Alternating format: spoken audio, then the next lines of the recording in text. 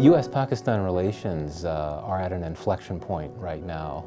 Ever since the U.S. withdrawal from Afghanistan, the relationship has been in search of a new anchor, just because for so long, unfortunately in my view, the U.S. tended to look at its relationship with Pakistan through the lens of Afghanistan. But now it's been a year since U.S. forces have left that country, and Washington has been focused on so many other issues, from the war in Ukraine to its competition with China. It's really been difficult to get Pakistan on the front burner of policy debates in Washington.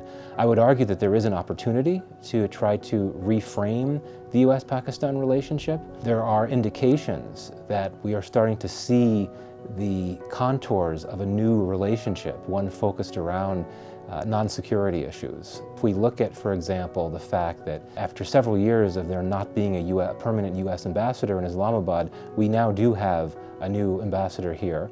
And one of the first things that he did after he took up his post was to announce a new U.S.-Pakistan bilateral health dialogue. So I think that's a great sign. We've seen in recent months a number of new agreements between the U.S. and Pakistan on issues like health, but also water and sanitation, educational exchanges. And if there's any silver lining from these terrible, terrible floods, it's that it could provide a spark for additional forms of cooperation between the U.S. and Pakistan. The fact that you had very recently a very senior interagency delegation of U.S. officials in Pakistan to look into how to provide flood assistance here, that was a very good sign.